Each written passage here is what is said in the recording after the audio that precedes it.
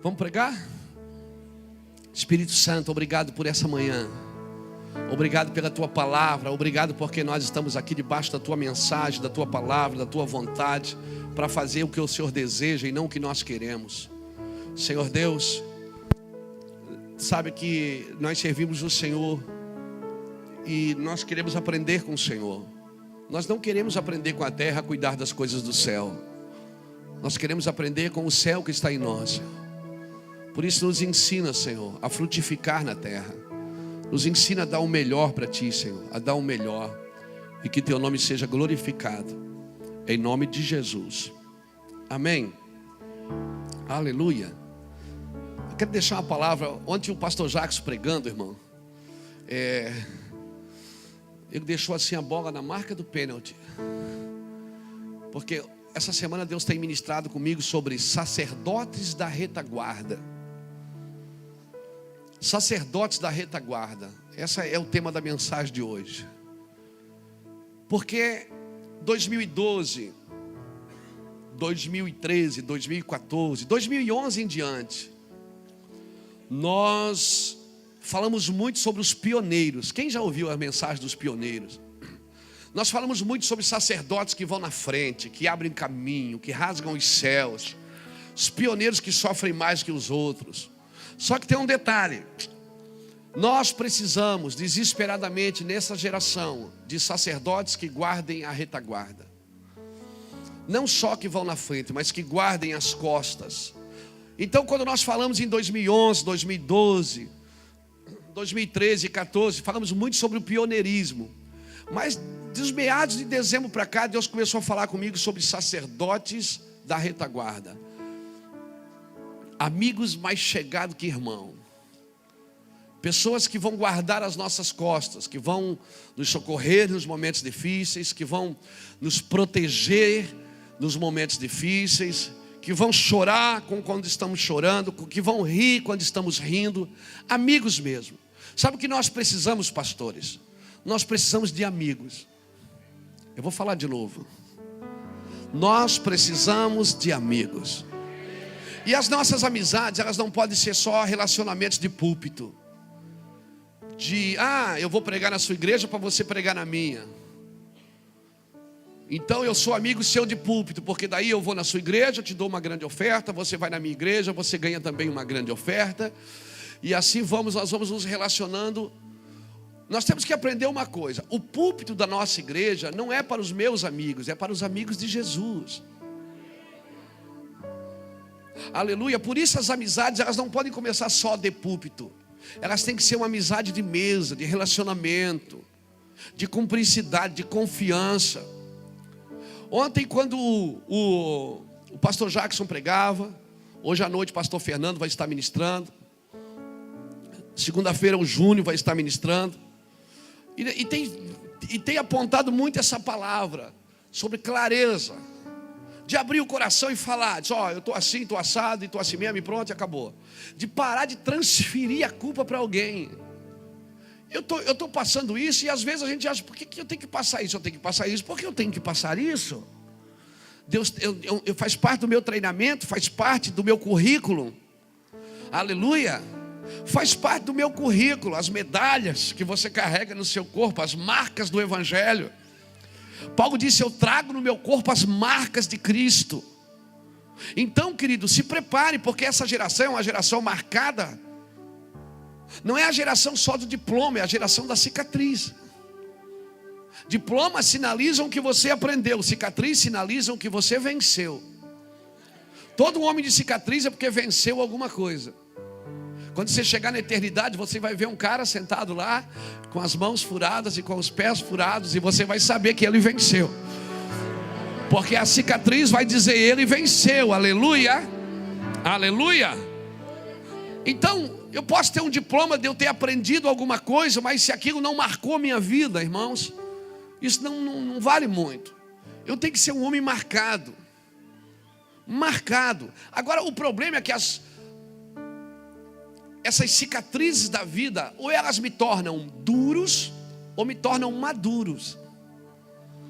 Ou eu me torno um homem maduro, pronto, experimentado no sofrimento, como ontem o pastor Jackson falou poderosamente. Um homem que pode ser retalhado para que os outros se mantenham puros.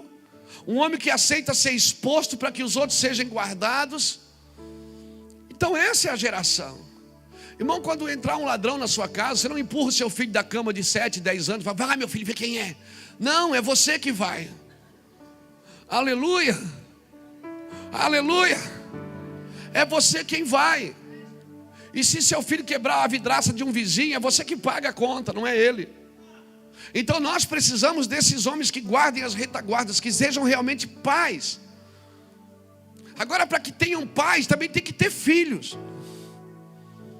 Porque não adianta ter uma geração só de pais, se também não tem uma geração que gostaria de ser filho. Porque hoje todo mundo quer ser pai, mas poucos querem ser filhos.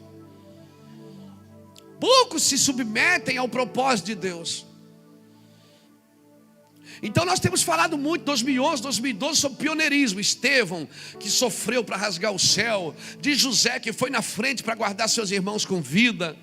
Mas essa manhã eu quero gastar um tempo para falar para você sobre sacerdotes, homens de retaguarda.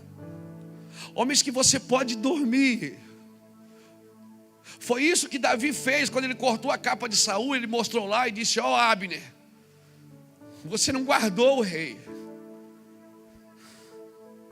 Davi estava dizendo aqui: ó, eu cortei a capa dele, eu tirei a espada, está aqui a espada dele na minha mão. Eu poderia ter matado Abner. Você não guardou o rei. Deus está levantando homens que a gente pode dormir em paz, irmão.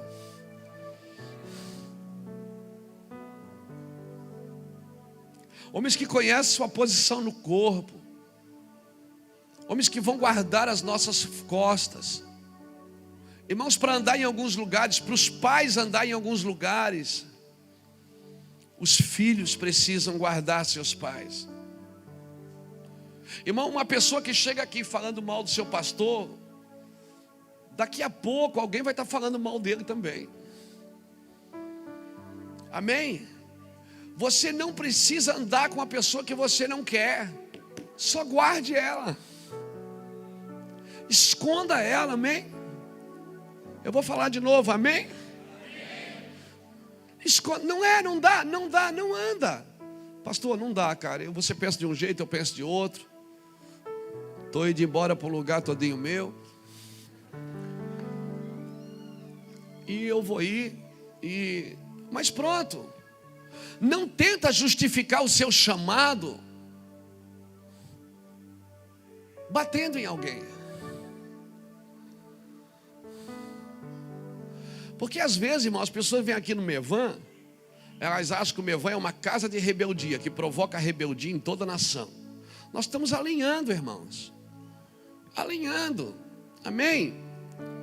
Então, eu queria falar um pouquinho para você sobre sacerdotes da retaguarda. Abra sua Bíblia comigo em Deuteronômio, capítulo 25.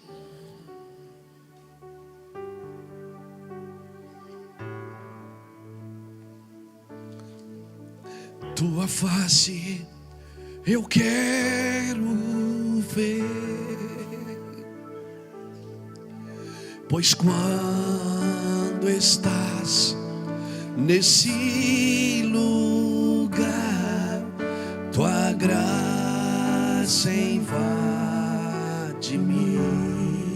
Senhor, Senhor, formoso tua face eu quero ver, pois quando estás nesse lugar, tua graça invade-me,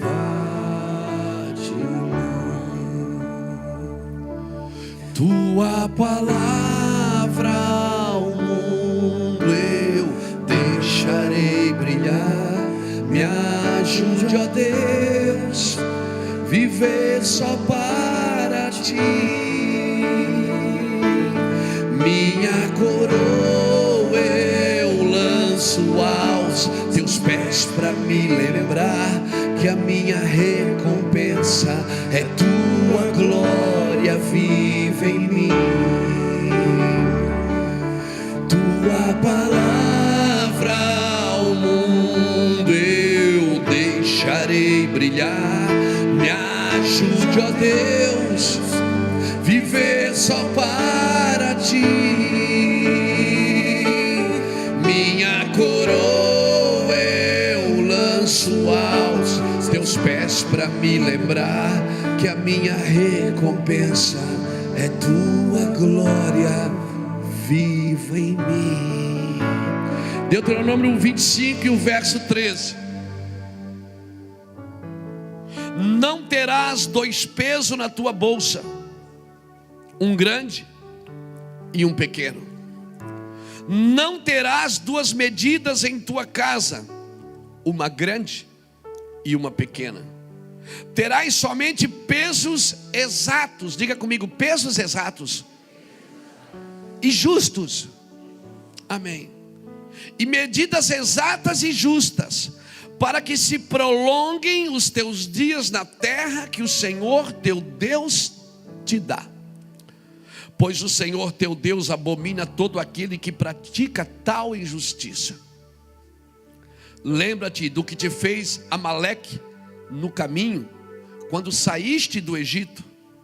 Como ele te surpreendeu no caminho e derrubou todos os fracos que iam após ti na retaguarda. Estando tu cansado e fadigado, não temeu a Deus. Quando o Senhor teu Deus te tiver dado repouso de todos os teus inimigos em redor na terra que o Senhor teu Deus te dará por herança, para que a possuas, então apagarás a memória de Amaleque de debaixo dos céus. Não te esqueça. Aleluia. Irmãos, você que vem aqui na igreja, você que nos acompanha pela internet, você sabe de uma coisa: nós temos falado muito sobre estabelecer e manifestar, conquistar para estabelecer e para manifestar. Irmão, conquistar, o que significa conquistar? É despojar o dono anterior, é tirar da mão do dono anterior. Estabelecer significa trazer um novo modelo de governo. Se você não estabelece, perderá o que conquistou, amém? Amém? Se você não criar balizadores de proteção, você vai perder o que você conquistou. Então não adianta só manifestar e vamos indo, e vamos indo, e vamos indo. Aí gravamos esse CD, glória a Deus, vendeu 5.000 cópias. Agora a gente precisa gravar um para vender 10, porque a gente tem que crescer mais. Essa não é a proporção do céu, querido. A proporção do céu é a gente ir andando e colocando balizadores de proteção. Porque cada vez que você não baliza a proteção, você vai ter que voltar para guerrear com quem ataca por trás. E se tem uma coisa que os amalequitas faziam bem, era atacar por trás. Os amalequitas, eles eram uma tribo miserável, irmãos. Amaleque, eles se escondiam nas dunas de areia do deserto. E sabe aquele povo que saiu do Egito? Eles andaram por 40 anos, você sabe disso, nós não vamos entrar nesse assunto. Mas tem um povo, irmão, que vai desistindo. Por que vai desistindo? Porque vai vendo que aquilo que ele busca não está acontecendo. Então às vezes você desiste. E não se culpe por isso, porque você é carne. Eu sou carne, às vezes a gente desiste fácil. O povo ficou 40 anos no deserto, Jesus ficou 40 dias. Então às vezes a Bíblia diz que a herança que atarda, é isso? A herança que retarda faz adoecer o coração. É uma coisa assim. A esperança que retarda, né? Que tarda faz adoecer o coração. E é mesmo, às vezes você busca uma coisa, busca aquela mulher que está orando pelo marido, para ele se converter, e passa 1, 2, 3, 4, 5, 10 anos. Ele não se converte, ela vai cansando. Mas uma hora Deus pega ele. E é difícil, eu sei. Aquele homem que está tentando abrir uma empresa, um negócio, ele tenta aqui, não dá, tenta ali, não dá. E aí ele fica buscando. A gente vai amargurando, é difícil lidar com isso. E aí é exatamente onde entra Amaleque. Amaleque entra só nos cansados. Amaleque gosta dos fracos, dos cansados, que vão ficando para trás. Amaleque, eles se escondiam, Guilherme, nas areias. E aquele povo que vinha junto, né, era pelo menos 3,5 milhões de pessoas. Eles vinham andando e tinha um povo que ia cansando. E o cara vai cansando, sabe o que vai acontecer? Ele vai ficando para trás. Ele vai se distanciando do grupo. E o primeiro sentimento que ele tem é que me abandonaram. Me largaram. Ninguém gosta de mim. Ó vida, ó céus, ó dor. Ele vai ficando para trás. Aí ele começa a criticar quem está indo na frente. Ele vai ficando para trás, vai cansando. E quer saber? Às vezes a crítica dele até tem fundamento. Mas ele esquece que ele saiu junto do Egito. Que ele está junto no mesmo bando. E se tem alguma coisa de errado acontecendo, a culpa também é dele. Porque ele faz parte da equipe. Ele faz parte do grupo. Foi ele que também saiu do Egito. O sangue também foi passado na porta da casa dele. Ele também comeu do cordeiro pascual. Ah, meu Deus, ele faz parte. Aleluia. Ele faz parte de tudo isso. E aí ele vai cansando, vai ficando para trás. E os amalequitas só iam pegando os cansados. Diga para alguém que está perto de você: não fique para trás. Não fique para trás. A carne gosta dos fracos, irmãos. A carne só pega quem fica para trás. A carne só ataca quem vai desistindo, quem cansa. A Bíblia diz que Esaú chegou cansado do campo. Olhou, Jacó estava cozinhando uma lentilhazinha, um guisado. Esaú disse: dá essa comida aí para mim, que eu estou morrendo de cansado, estou com fome. Cuidado. O cansado, ele negocia valor. Homens cansados, eles vão negociando valores. Por isso que você não pode descansar. Aleluia. Por isso que uma águia, você já viu uma águia voando? Por que Deus usa a águia como exemplo? Ele diz que o Senhor adeja você como a águia adeja seus filhotes. Gênesis capítulo 32, é melhor, Deuteronômio. Diz que o Senhor adeja os seus filhotes como a águia adeja os seus filhotes. Porque a águia, irmão, ela não cansa. A águia é o único animal que ela tem uma estrutura cilíndrica na sua asa. Quanto mais ela bate asa, mais ela descansa, sabia? Porque quando ela bate asa assim, aquela estrutura cilíndrica da sua asa exala um relaxamento para os seus músculos. A águia não para descansar. Estude sobre ela. A águia, ela para se renovar. Quando ela para, ela não é para descansar, é para renovar. É para buscar novos horizontes, buscar novas, aleluia. Por isso que a Bíblia diz assim, ó, que os que esperam no Senhor voarão com asas como de águia, correrão e não se cansarão, caminharão e não se fatigarão. Sabe o que Deus está dizendo? Pode voar, você não vai cansar. Sabe o que cansa você? Ficar para trás, se separar do bando. Não fica para trás não. Me deixaram para trás. Não deixaram, irmão. Ninguém deixou você para trás.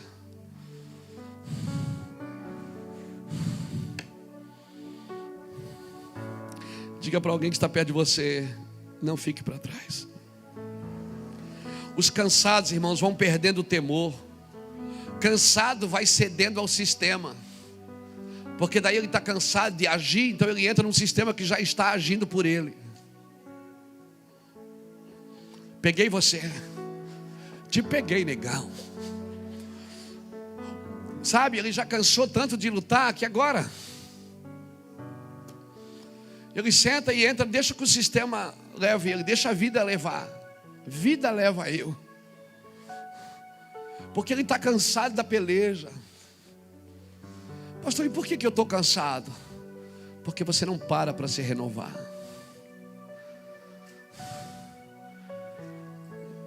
Você acha que alguém tem culpa de você ter ficado para trás?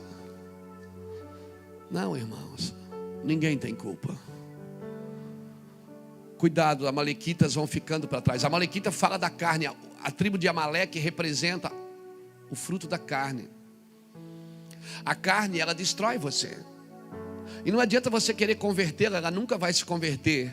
Essa carne, ela precisa ser morta. Aleluia. Mas o Senhor falou que eu teria luta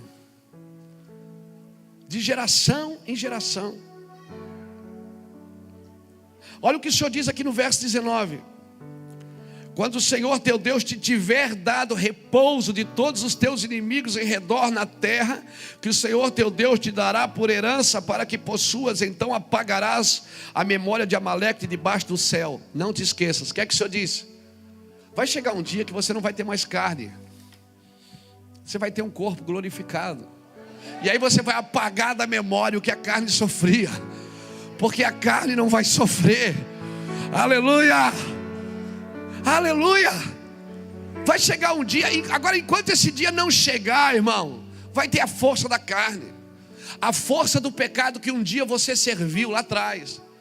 Esse pecado vai bater na sua porta, ele vai querer pegar você de novo. Aleluia.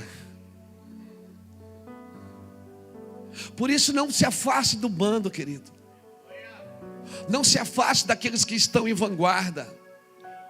Aleluia. Abra sua Bíblia comigo em Êxodo 17. Eu estou fazendo uma introdução aqui porque eu quero, só para a gente entrar, para quando entrar e pronto e acabar.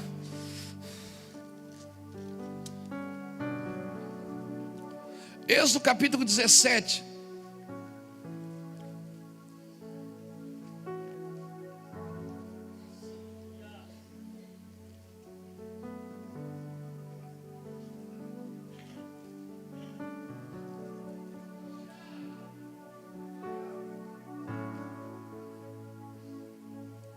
Êxodo capítulo 17, versículo 8 diz assim: então veio Amaleque e pelejou contra Israel em Refidim. Pelo que disse Moisés a Josué: escolhe os homens e sai a peleja contra Amaleque. Amanhã eu estarei no cume do outeiro e a vara de Deus estará na minha mão. Fez Josué como Moisés lhe dissera e pelejou contra Amaleque. Mas Moisés, Arão e Ur subiram ao cume do outeiro. Quando Moisés levantava as mãos, Israel prevalecia, mas quando ele baixava as mãos, Amaleque prevalecia. Diga para o irmão que está do seu lado: se você baixar as mãos, Amaleque vai te pegar. Se você baixar as mãos, Amaleque vai te pegar. A carne te pega quando você baixa as suas mãos. Quando as mãos de Moisés ficaram cansadas, tomaram uma pedra e puseram debaixo dele, e ele se sentou nela. Arão e Ur sustentavam-lhe a mão, um de um lado e o outro do outro. Assim ficaram as suas mãos firmes até que o sol se pôs. Assim Josué venceu o exército dos amalequitas a fio de espada. Então disse o Senhor: escreve isto para a memória num livro, e repete a Josué, porque riscarei totalmente a memória de Amaleque de debaixo dos céus. Edificou Moisés um altar e lhe chamou: o Senhor é a minha bandeira. Disse ele: pois mãos foram levantadas ao trono do Senhor, o Senhor fará guerra contra Amaleque de... A mesma luta que você tem na carne, seus filhos terão na carne, seus netos terão na carne, porque a luta da carne é de geração em geração. Mas vai chegar um dia que Deus vai riscar para sempre a força da carne. Agora, como é que se destrói Amaleque? Não se destrói sozinho, você não consegue vencer a carne sozinho. Amaleque só se vence com uma equipe. Amaleque só se vence com uma equipe. Irmão, sabe quem é a sua equipe? Aquele que guardam as suas costas. Porque se não guardam as suas costas, são só puxa-saco, não são uma equipe. Quem guarda as suas costas, que protege, esses são sua equipe. E eles não têm que concordar com tudo que você diz, eles têm que guardar as suas costas. Moisés disse o que para Josué? Vem cá, Josué, você vai para a guerra. Josué era mais novo. Ele disse: Josué, você vai para a batalha, Josué. Josué foi para a batalha. Moisés ficou lá com a mão levantada. Aí Moisés botava a mão, levantava a mão. Josué lá embaixo vencia a guerra. Aí Moisés cansava, Josué lá embaixo perdia para Amaleque. Aí botaram uma pedra, ele sentou na pedra. Vem cá, Ur. Aí Ur segurou de um lado. Vem cá, Arão. Arão segurou do outro. E Arão e Ur eram mais velhos. Moisés era o libertador, Arão e Ur eram os anciões. E Josué era o jovem que estava no campo guerreando. Sabe como é que se vence Amaleque? Uma equipe: adoradores, intercessores e proclamadores. Você só vence Amaleque se trabalhar em equipe. Se não trabalhar em equipe, você não vai vencer Amaleque. Você está sozinho no campo. Ah, mas eu sou um libertador. Se submeta aos mais velhos. Ah, mas eu sou jovem, Deus me chamou para ir para a missão. Se submeta a quem está no altar com as mãos levantadas sobre você. Mas Deus tem um chamado. Se submeta a quem levanta a mão. Quem ganha a guerra não é você que está no campo, é teu pai que está no altar com as mãos levantadas. Só vá para a guerra se tiver um pai com a mão levantada no altar. Senão não vá. Só envie seus filhos para a guerra se você está disposto a chorar e orar por eles. Senão não mande eles para a guerra. Eles vão passar necessidade, vão passar fome, vão passar dificuldade. Não mande ninguém para o campo para abrir a sua denominação. Mande alguém para o campo para levar seu coração, para levar o seu coração. Por isso, irmão, missão para mim é quem leva o coração dessa igreja, daquilo que nós somos chamados para fazer. Quem vai fazer a sua missão pessoal é missionário. Foi chamado por Deus, mas eu não levanto a mão por ele. Eu só levanto a mão por quem está submisso ao propósito. Eu levanto a mão, ajudo financeiramente, dou um jeito, dou meu jeito. Se precisar, eu vendo meu carro. Se precisar, eu já fiz isso quantas vezes para manter pessoas no campo, e faço de novo quantas vezes for preciso. Minha filha e meu genro estão indo agora para a Itália para estabelecer a base lá. Nós vamos investir em quem tem o mesmo coração, só em quem está com o mesmo propósito. Sua missão pessoal, ela é sua. Nós não levantamos as mãos porque quem tem missão pessoal. A missão é coletiva, irmãos, é equipe. Aleluia. Ah, mas Deus me chamou. Eu respeito, Deus te chamou. Mas não vá para o campo se não tem ninguém levantando a mão por você. E não envie ninguém para o campo se você não está disposto a levantar a mão por ele.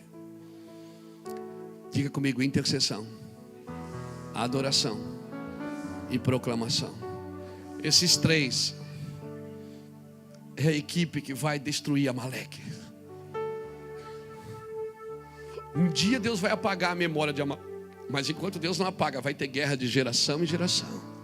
E nós precisamos estar em equipes trabalhando. Aleluia. Nós precisamos estar em equipes. O intercessor precisa conhecer seu lugar, o adorador o seu lugar e o proclamador o seu lugar. E todos em um, e um em uns três. O Pai, o Filho e o Espírito Santo também são assim, são os três em um. Quando Deus começou a obra, Jesus veio na terra para nos apresentar o Pai. A primeira coisa que Jesus fez foi montar uma equipe. E tinha três caras que andavam pertinho dele: Pedro, Tiago e João. Um proclamador, um intercessor e um adorador. Pedro era o proclamador. O primeiro culto foi ele que pregou. Tiago era intercessor, que morreu pela igreja. E João era o adorador, que deitava a cabeça no peito de Jesus. Deus só trabalha em equipe, querido. Porque no céu, Deus começou, Ele proclamou: Jesus foi o intercessor, Ele morreu pela causa.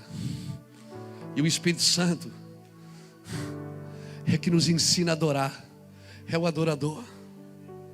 Por isso que quem adora sem o Espírito não sabe adorar. Pedro, Tiago e João fizeram exatamente o que Deus é no céu: Pai, Filho e Espírito Santo. Um começa, o outro termina em Apocalipse, e o outro morre pela causa. Pedro começa, João termina em Apocalipse, e Tiago morre pela causa. Não tem nada na Bíblia por acaso, querido. Estude a palavra de Deus. As três famílias que Davi separa, Jedutum, Asaf e Amã, para adorar diante do Senhor. Estude o nome das três famílias depois. Você vai ver que tem a ver com adoração, com proclamação e com intercessão. No céu também tem adorador, proclamador e intercessor. Cada vez que Deus queria fazer uma guerra na terra, Ele enviava Miguel, o intercessor. Miguel era o cara que arrancava a cabeça, o anjo da cabeça arrancada. Miguel já vinha com a espada detonar. Toda guerra que Deus queria destruir alguma coisa, era Miguel que vinha. Miguel era o guerreiro. Quando Deus queria proclamar alguma novidade, Ele mandava Gabriel. E o adorador era Lúcifer. Por que você acha que Deus procura adoradores? Porque a equipe está incompleta, o adorador caiu. Por isso que quando você cria altares de adoração aqui embaixo, você atrai a proclamação e atrai a intercessão. E aí a equipe volta a funcionar. O adorador e o intercessor e proclamador que vai destruir Amaleque de geração em geração. Agora tem um detalhe: se você não destrói Amaleque, Amaleque destrói você. Quando Deus mandou Saul destruir Agag, o rei dos amalequitas, Saul destruiu tudo, mas deixou o melhor do boi, o melhor das ovelhas, e deixou o rei Agag. E por causa dele ter deixado o rei Agag, ele perdeu o seu trono. Samuel foi visitá-lo e disse: quem é esse rei? Esses gritos de ovelha que eu estou ouvindo, o que é isso? Ele disse: eu deixei para sacrificar para o Senhor. Deus não quer sacrifício da carne, irmão. Deus não quer o sacrifício. Você não tem que sacrificar a carne, você tem que matar ela, acabar com essa desgraçada. Se você não faz o que Deus manda, Saul não destruiu os amalequitas. Quando Saul, com a sua própria espada, sabe quem é que tira a coroa da cabeça dele e leva até Davi? Um amalequita. Porque se você não destrói os amalequitas, eles vão tirar a coroa da sua cabeça. Se você não destrói Amaleque, Amaleque tira a coroa da tua cabeça. Saul recebeu uma ordem: destrói os amalequitas até os consumir, pois ele deixou o rei vivo. E um amalequita tirou a coroa da cabeça dele. Diga para alguém que está do seu lado: não fique para trás. Não, diga de novo: não fique para trás. Irmão, a carne ataca pela retaguarda. A carne ataca pela retaguarda. A carne, ela não ataca pela frente. Ela ataca na sua vulnerabilidade. A carne espera você ficar vulnerável, você abrir a guarda. Quando você abre a guarda, quando as mãos baixam, Amaleque atacava Josué e prevalecia. Quando as mãos levantavam. Então como é que se vence Amaleque? É no campo ou no altar? É no altar, querido. É no altar que se vence Amaleque, colocando ele no altar todos os dias. Quando Paulo fala aos Efésios, capítulo 6, não precisa abrir não, eu vou ler rapidinho aqui para você. Paulo fala aos Efésios, capítulo 6, Ele fala das armaduras de Deus, versículo 10. No demais, irmãos meus, fortalecei-vos no Senhor e na força do seu poder, revesti-vos de toda a armadura de Deus, para que possais estar firmes contra as astutas ciladas do diabo, pois não temos que lutar contra a carne, Aí ele começa a dizer: tome a armadura de Deus, para que possais resistir o dia mal, estás firme, cinge os lombos com a verdade, veste a couraça da justiça, calça os pés do evangelho, pega o escudo da fé, pega a espada da lei. Paulo está falando de que você vai para uma guerra, você tem que se armar com as armaduras de Deus. Mas ele não dá uma armadura para guardar a retaguarda, porque sabe quem guarda a retaguarda? Vem cá, Jackson. Quem guarda a retaguarda é meu próximo. Por isso que a Bíblia diz em Provérbios 18 que aquele que se isola busca a sua própria ruína. Por quê? Porque não tem mais ninguém para guardar a sua retaguarda. Um dos exércitos conhecidos no mundo, os espartanos, os gregos. Você deve ter visto o filme dos 300. Ali tem uma pequena partícula do que eles realmente eram. Eles venciam as guerras porque eles lutavam em grupos. Eles não tinham armas para guardar as costas, era um guardava o outro. Eles lutavam em grupos. Ele era o meu escudo e eu sou o escudo dele. Quando o Senhor diz: eu sou o teu escudo, o Deus não falou para Abraão: eu vou te dar um escudo. Ele disse: eu sou o teu escudo. Deus disse: Abraão, pode ir, porque eu vou guardar você, cara. Eu sou o teu escudo, eu te protejo, eu te escondo. Sabe o que falta no evangelho? Sabe o que falta nas nossas igrejas? Isso aqui, irmão. Homens que estejam dispostos a largar um pouco os seus projetos, seus sonhos, para viver os sonhos dos outros.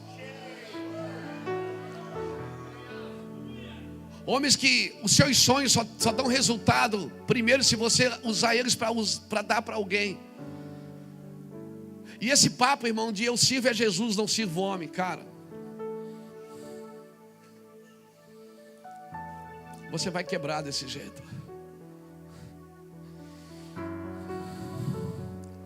A arma da retaguarda é a fidelidade. A arma da retaguarda é a lealdade. A arma da retaguarda. Eu particularmente, irmão, eu sou um cara confiável, eu confio em todo mundo. E quem confia em todo mundo apanha um pouco mais. Porque você mede as pessoas por aquilo que você é. A forma de você medir os outros é quem você é. E eu acredito em todo mundo. Então, quando você acredita em todo mundo, você corre mais riscos. Mas eu vou dizer uma coisa: não é porque meia dúzia de gente pisa na bola eu vou deixar de acreditar nas pessoas. Ah, mas o cara, não interessa. Eu vou voltar a acreditar. Eu vou deixar me esquartejar. Matou, agora esquarteja. Mas deu um soco, dá o outro. Levou uma milha, vai duas. Aleluia. Aleluia. Você já deu oferta para quem fala mal de você? Começa a dar oferta para quem fala mal de você. Ah, pastor, está amarrado. Não, amarra não. Não, mas tem que honrar é quem nos honra. Não, honra quem fala mal, quero ver.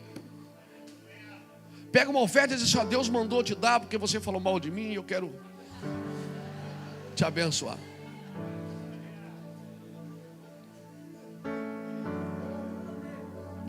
Ou a gente vive reino de Deus, irmão, ou é tudo mentira. Ou a gente é claro com as coisas, ou é tudo mentira. Amém? Nós somos chamados para viver um evangelho de verdade, irmãos.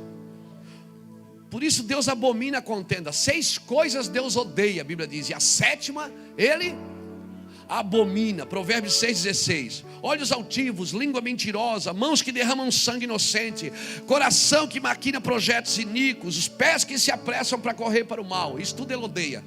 Mas o que Ele abomina é contenda entre irmãos. Por que Deus abomina isso? Porque falta proteção na retaguarda. Proteção na retaguarda. Quando, olha aqui para mim. Quando Elias entrou em depressão numa caverna, foi para uma caverna, daí Deus disse: o que está fazendo aqui? Ele diz: o Senhor me abandonou, só eu que faço isso, está doido? Deus diz: cabeção, você não está sozinho não. Tem 7.000 dos joelhos que não se dobraram a Baal. Eu escondi homens. Aí Deus percebeu, sabe o que é que Deus percebeu? Sabe qual foi o problema de Eli? Sabe o que Deus percebeu? Deus disse: esse cara está muito sozinho. Sabe o que Deus disse? Vai, unge Eliseu, profeta, em teu lugar.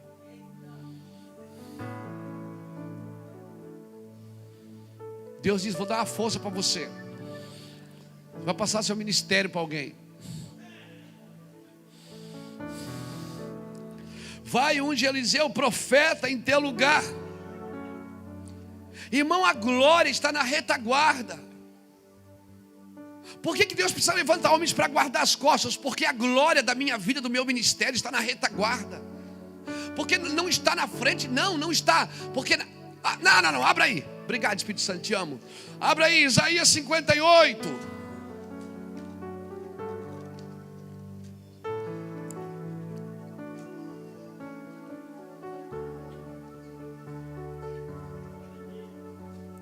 Olha o que diz Isaías 58.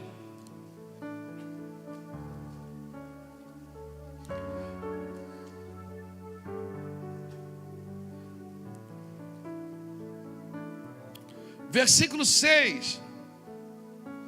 Não é este o jejum que escolhi, que soltes as ligaduras da impiedade, que desfaças as ataduras do jugo, e que deixes livres os quebrantados e despedace todo o jugo? Não é também que repartas o teu pão com o faminto, recolhas em casa o pobre, o desterrado, e vendo o nu cubras e não te escondas o teu próximo? Então romperá a tua luz como a alva, e a tua cura apressadamente brotará. A tua justiça irá diante da tua face, e a glória do Senhor será a tua retaguarda. A glória é a retaguarda, mas só tem glória na retaguarda se tiver justiça na dianteira. Todo homem que pratica justiça aqui na frente, irmão, Deus vai preparar pessoas para guardar as suas costas. Se você está praticando justiça, Deus vai guardar pessoas que guardam as suas costas. Aleluia, porque a glória que você vai viver, ela está na retaguarda. Não está em como começa, mas em como termina seu ministério. Aleluia. E eu quero profetizar na sua vida que o seu ministério vai terminar com você velho, gagá, sentado numa cadeira, levantando a mão e curando enfermo, em nome de Jesus. Eu quero profetizar que seu ministério vai terminar com alguém dizendo: chama aquele velhinho ali para orar.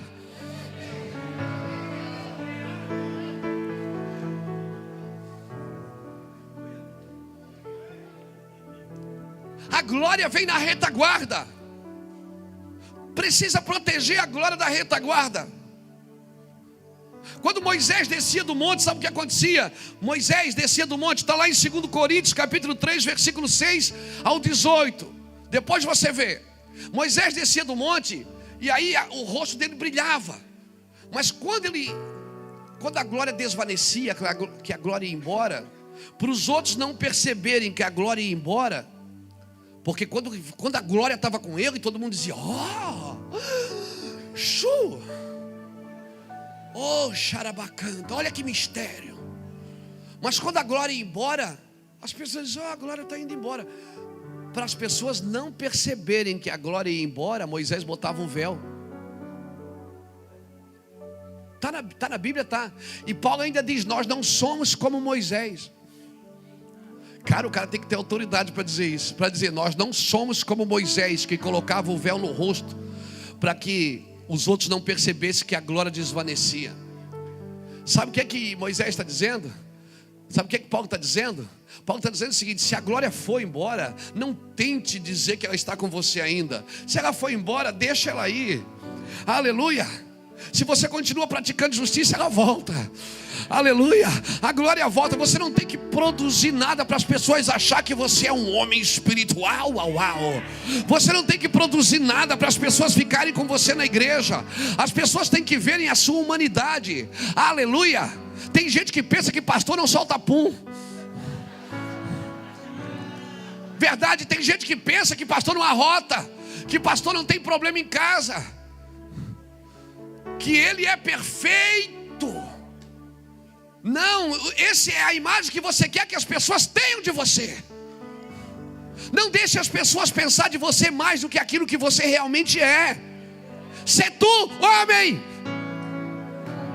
Sê tu homem.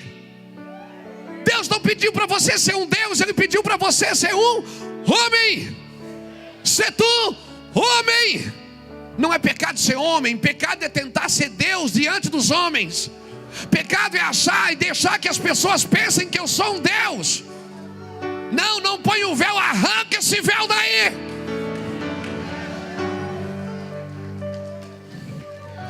Mas por que os amalequitas estão me atacando, pastor? Porque eu não estou produzindo justiça. Se eu produzir justiça, a amalequita não me pega por trás não. Porque se eu estou produzindo justiça, eu estou andando com quem está produzindo justiça. Eu estou andando com quem está andando na frente. Não quebre princípios para ser aceito no meio do grupo.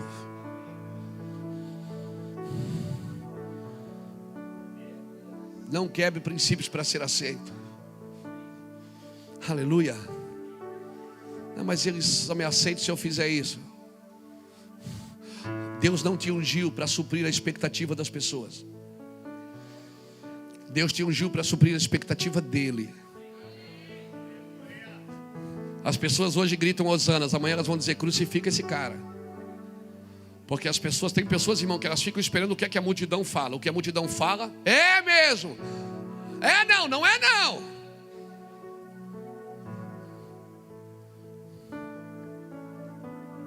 Tome uma posição de andar na frente.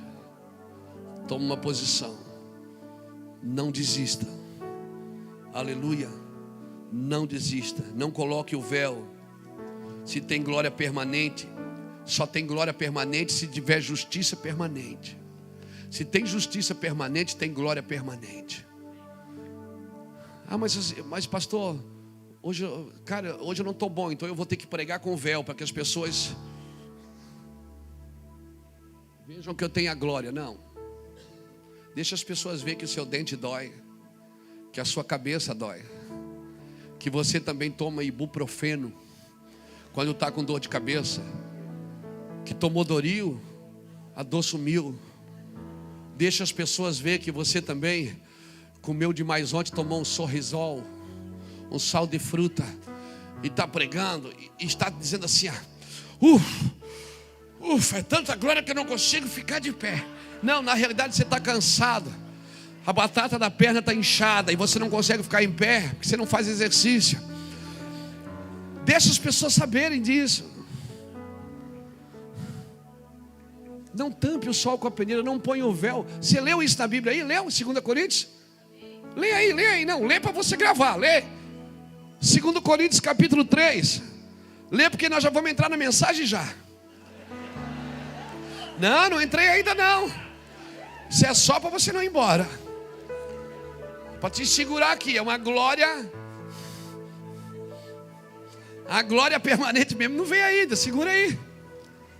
Não estou querendo te pegar pelos ouvidos não, mas é verdade. Essa não é o que eu quero pregar. O que eu quero pregar está ali. Olha, capítulo 3 de 2 Coríntios, versículo 6. Diz assim: Ele nos fez capaz de ser ministro de uma nova aliança, não da letra, mas do Espírito, porque a letra mata, mas o Espírito vivifica. E se o mistério da morte, gravado com as letras em pedras, veio em glória, de maneira que os filhos de Israel não podiam fitar os olhos na face de Moisés, por causa da glória do seu rosto, ainda que desvanecente, ou seja, ainda que ela ia embora. Como não será maior a glória ao ministério do Espírito? Se o ministério da condenação foi glorioso, muito mais excederá em glória o ministério da justiça. Pois o que foi glorioso não é em comparação com a glória inexcedível. Uau! E se o que desvanecia teve a sua glória, muito mais glória tem o que é permanente, o que permanece. Portanto, tendo tal esperança, usamos de muita ousadia no falar. E não somos como Moisés. O Paulo é cabeção. O Paulo para dizer, ele está pregando para judeu, está pregando e está dizendo assim: nós não somos como o Moisés.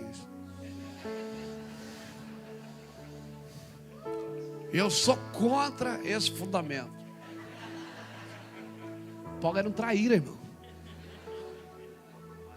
Paulo entrava na sinagoga como quem não quer nada, todo mundo falava, de repente ele começava a falar, ele apanhava, botava ele para a rua, mas sempre vinha um atrás dele. Eu quero dizer, cara, gostei que você está falando. Eles vão abrir uma igreja na sua casa. Era assim que Paulo fazia. Não era? Está na Bíblia. Paulo diz que a Bíblia diz que Paulo pregava, todo mundo, sai daqui, cara, você está doido, herege. Aí Paulo saía. Às vezes saía com pedeira, às vezes ele era enxotado, às vezes ele saía, era arrastado para fora como morto. Mas sempre vinha um ou dois atrás dele. Cara, o que você está falando, cara? Ô, cara, isso me ativou, me destravou. Depois que eu ouvi isso, eu nunca mais fui o mesmo. Aí Paulo dizia, não, vamos abrir uma igreja lá na sua casa. E aí Paulo abriu uma igreja do lado da sinagoga, irmão. Que Paulo terrível. E Paulo está dizendo assim, ó, sabe de uma coisa? Nós não somos como Moisés. Ele está dizendo isso, irmão, para pessoas que tenham Moisés como pai. Aqui ele está pregando aos gentios, né? Em Coríntios. Mas quando ele falava aos judeus, ele não mudava o discurso. Ele até repreendia Pedro. Quando Pedro estava com os judeus, Pedro dizia, e ele dizia, Pedro, você é um camaleão. Camaleão por minha conta. E ele dizia, Pedro, você é um camaleão. Quando você está com os judeus, você age de um jeito. Quando você está com os gentios, você age de outro. Toma uma posição na tua vida, cara. Toma uma teologia. Hermeneuticamente tem uma teologia só. Paulo, quando estava com o da graça, falava que era da graça. Quando ele estava com o da lei, ele dizia que era da lei. Ele dizia, não concordo com isso. Paulo não, Pedro. E Paulo repreendeu ele na cara. Paulo não mudava o discurso porque mudava a igreja.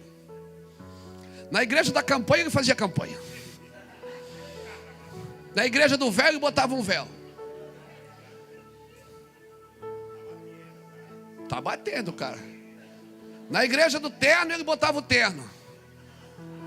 Na igreja da bermuda, ele botava a bermuda. Não, ele tinha um perfil, era aquele, era dele e pronto, e acabou. Quer, não quer, vai embora.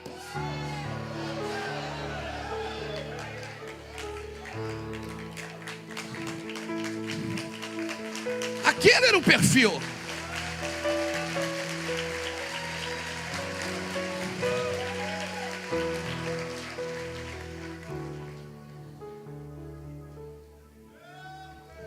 Paulo, irmão, ele pregava e não mudava o discurso. Olha o que ele está dizendo aqui.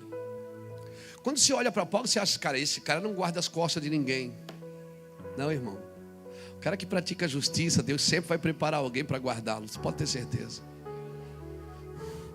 Olha o que ele diz.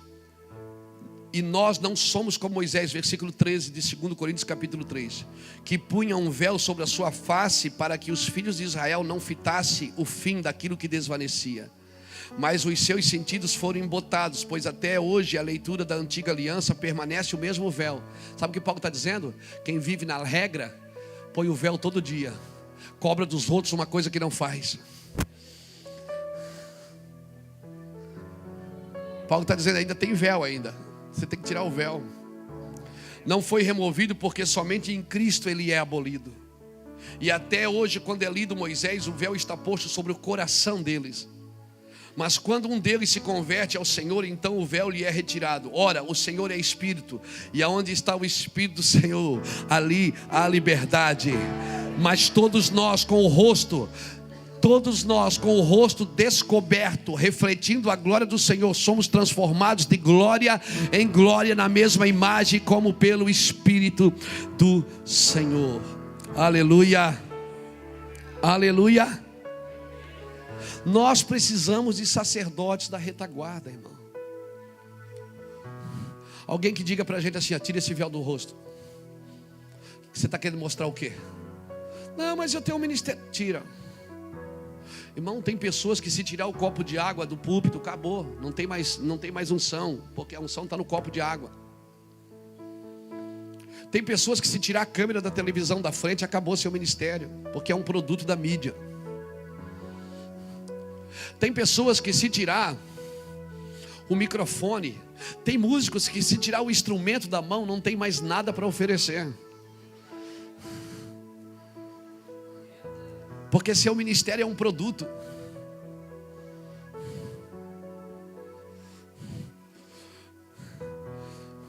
Você não pode mudar o propósito porque mudou o ambiente. Paulo e Silas estão indo ao caminho de oração. Está lá, Atos 16, versículo 16. Paulo e Silas estão indo ao caminho de oração. Está na Bíblia, eles estavam indo ao caminho de oração. Algumas traduções dizem de adoração. No meio do caminho vai uma mulher atrás gritando: meu Deus, que homem abençoado! Meu Deus, que homem abençoado! Tira uma foto comigo. Um selfie. Meu Deus, aquela mulher dizendo: que homem abençoado, que coisa tremenda. A Bíblia diz que ela fez isso muitos dias, ao ponto de incomodar Paulo. Um dia Paulo olhou para trás e disse: cala a boca, Satanás. Irmão, a gente critica, chama de demônio quem nos critica, não quem nos elogia. Eu oro para que venha uma unção, um batismo de discernimento sobre o seu ministério, para você saber quem realmente te honra e quem te bajula, para você discernir quem te honra e quem te bajula. Porque às vezes você acha que está sendo honrado, está sendo bajulado, mas você não põe a mão porque você gosta da bajulação. Você gosta de ser bajulado, você gosta que os outros pensem mais do que aquilo que você realmente é. Aquela mulher, Paulo estava indo ao caminho de oração. Aquela mulher ia todo dia, ia falando a mesma coisa, uma adivinha. De repente ele disse: cala a boca, diabo. Por causa daquilo que foi ele e Silas apanharam em praça pública e foram colocados num cárcere interior. Eu fico imaginando Paulo e Silas, um olhando para o outro de madrugada sem ver nada porque estava escuro. E o Paulo dizia: Silas, e aí? Aí, tô aí, cara, quebrado. E aí, quantas chibatas você levou? 39. E você? 39 também, empatamos. Poxa, Paulo, e agora o que a gente vai fazer? Silas, o que a gente ia fazer? A gente estava indo no lugar de adoração. Então, vamos adorar aqui mesmo. Puxa um dó maior aí. Porque ele vive, posso crer no amanhã. Porque ele vive, temor não há. Porque mudou o ambiente, mas não mudou o propósito. Homens de Deus podem mudar o ambiente, mas não mudam o propósito. Eles mudam de cidade, mudam de país, mudam de igreja, mas eles não mudam quem eles são no Senhor. Eles têm o mesmo propósito uma vida inteira. Eles crescem de glória em glória. Aleluia! Aleluia! Aleluia! Agora eu quero entrar na mensagem.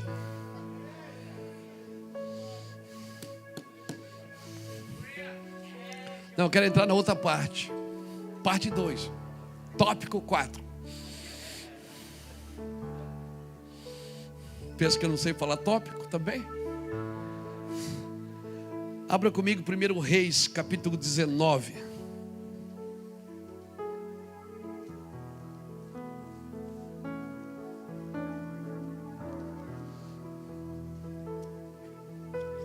Sabe o que eu tenho aprendido? Que o ministério profético e apostólico não tem muita hermenêutica, não. É verdade, começa a falar uma coisa, termina outra. Não é? Ministério apostólico e profético não tem muita homilética, muita hermenêutica, assim. Mas o que ele está falando agora? A mensagem não era aquela? Era, irmão. Era aquela.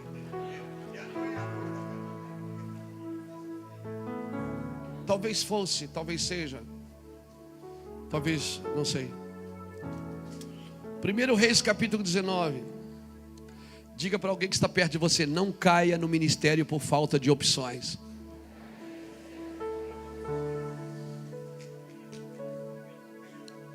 Não entre no ministério porque você não tem mais opção. Você tem que entrar por um chamado, porque senão você não vai resistir. Quem se converte por entretenimento, quando acabar o entretenimento, vai se desviar. Agora, quem se converte pela palavra, irmão,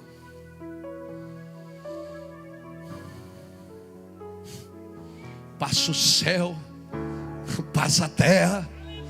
Meu Deus. Não.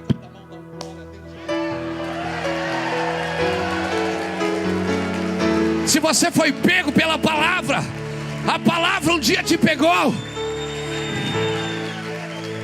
Dá um glória a Deus e crente aí, irmão. Pelo amor de Deus, solta o leão que está aí dentro. desejo meu Senhor,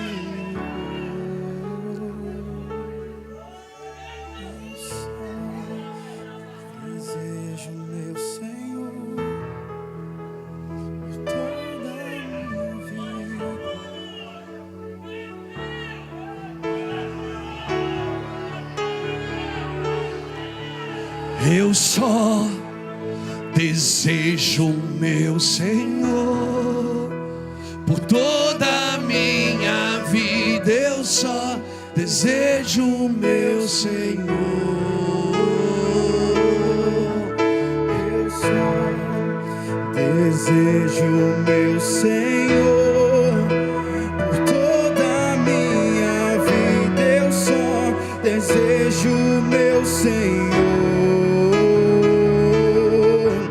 Eu só desejo meu Senhor por toda a minha vida. Eu só desejo meu Senhor. Eu só desejo meu Senhor por toda a minha vida. Eu só desejo meu Senhor. Aleluia.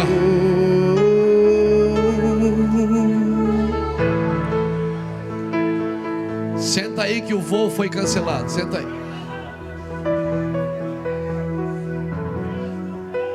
Nuvens dispersas não permitem que a gente voe ainda. Segura aí. A meteorologia não está boa para voar. Segura aí. 1 Reis 19, versículo 15. Disse-lhe o Senhor: vai, volta pelo teu caminho para o deserto de Damasco. Quando lá chegares, unge Hazael rei sobre a Síria, e a Jeú filho de Ninsi ungirás rei de Israel, bem como Eliseu filho de Safate de Abel-Meolá ungirás profeta em teu lugar. Quem escapar da espada de Hazael, Jeú o matará. Quem escapar da espada de Jeú, Eliseu o matará. Também conservei em Israel 7.000 de todos os joelhos que não se dobraram a Baal, e de toda a boca que não o beijou.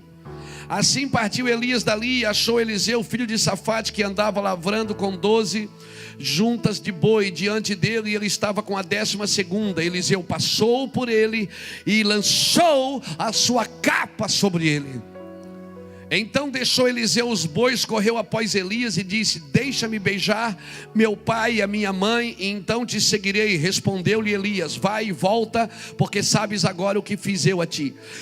Assim Eliseu o deixou e voltou, tomou as juntas de boi e os matou, com os apaleiros dos bois cozeu a carne e deu ao povo, e comeram. Então se levantou, seguiu Elias e o servia.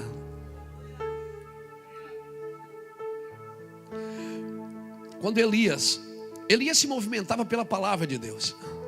Deus dizia: vai porque eu já ordenei, vai porque eu já ordenei, vai porque eu já ordenei. Ele estava sempre andando, e Deus ordenando e ele andando atrás.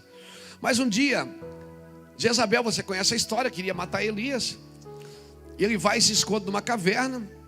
Um anjo vai, põe pão, água para ele, ele come, anda mais 40 dias, entra numa caverna e fica lá. E aí Deus vai ter que, o próprio Deus tem que conversar com ele. Deus entra. E quando Deus quer conversar com a gente, não é fogo, não é trovão, oh meu Deus, que mistério. Não, é no silêncio. Deus diz: seu cabeção, o que você está fazendo aí? Não. Quem te mandou para cá? Porque eu não mandei você vir para cá. Volta pelo teu caminho. Tem alguns caminhos que foi você que fez, irmão. Deus não tem nada com isso. Você tem que voltar por eles. Porque enquanto Deus disse: vai, eu já ordenei, Elias chegava, estava pronto. Vai porque eu já ordenei, Elias chegava, estava pronto. Vai porque eu já ordenei, Elias chegava, estava pronto. Mas quando ele foi, que Deus não falou nada, ele para numa caverna, depressivo, angustiado.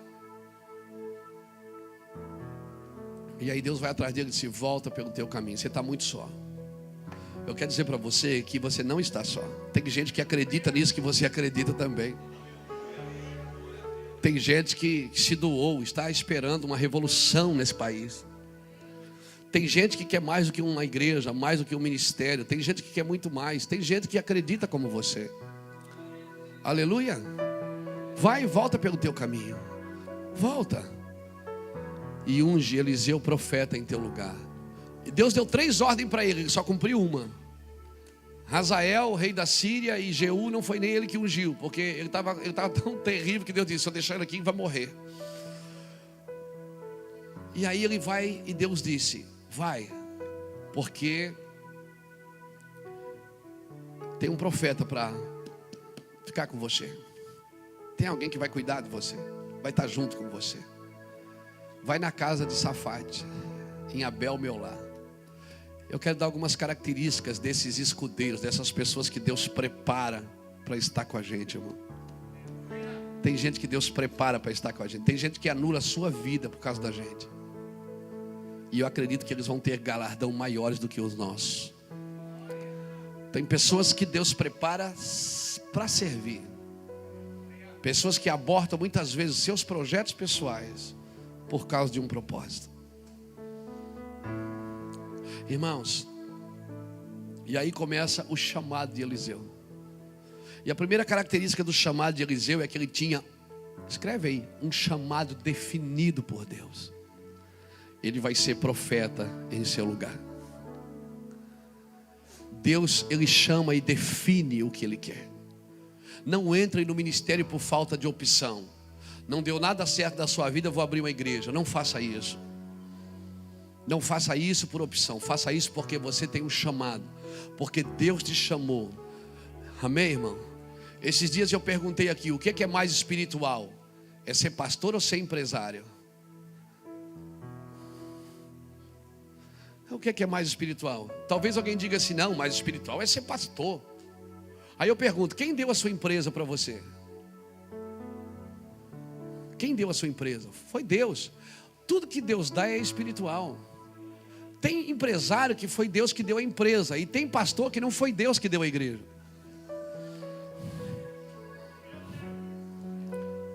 Tem pastor que abriu igreja porque quis, e está sofrendo pra caramba.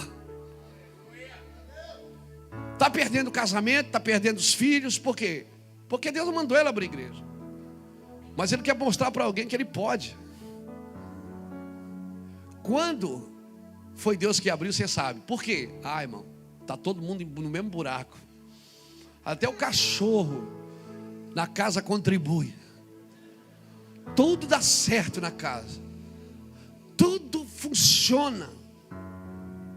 Tudo contribui para o mesmo propósito. Quando você sabe que foi Deus que abriu, que Deus mandou você abrir, você sabe. Primeiro, que você nunca vai ter dinheiro para fazer o que você quer.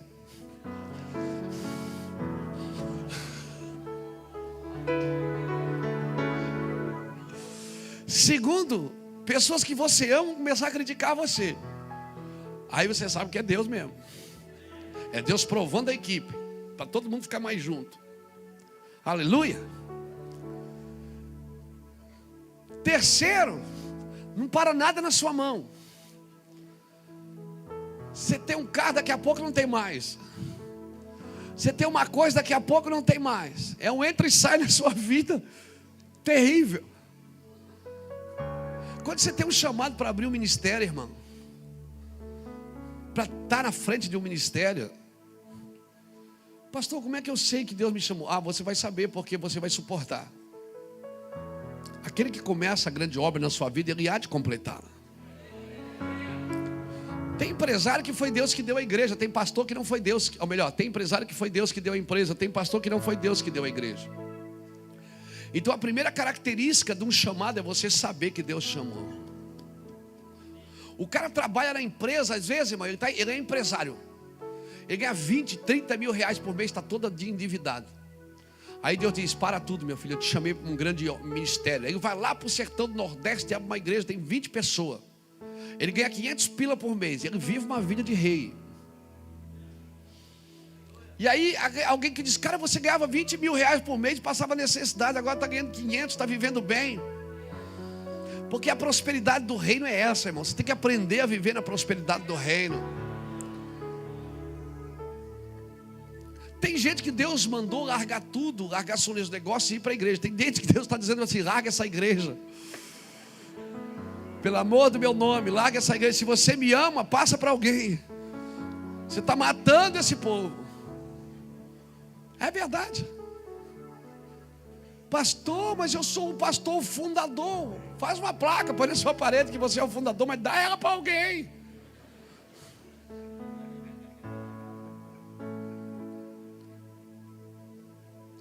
Então eu acredito, irmão, que em 2015 muitas coisas vão para o lugar no nosso ministério.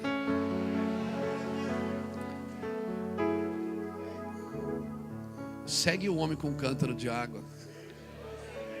Ele vai te levar para um lugar espaçoso. Mensagem que nós pregamos no primeiro dia da primícia. Deixa ele guiar você. Alguns de vocês vão ter que voltar para a faculdade. Alguns de vocês saíram da faculdade para fazer a obra de Deus. E Deus não mandou você sair. Você deveria estudar para ser um homem de influência depois. Em governos, em políticas, em negócios. Alguns de vocês precisam voltar para a faculdade. Eu estou falando aqui profeticamente. Alguns de vocês não, alguns de vocês vão ter que sair.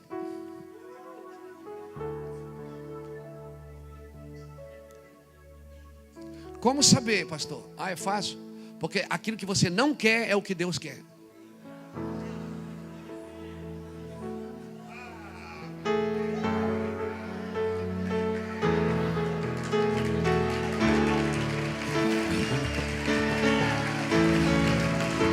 Aquilo que você não quer, na maioria das vezes, sempre é o que Deus quer para você.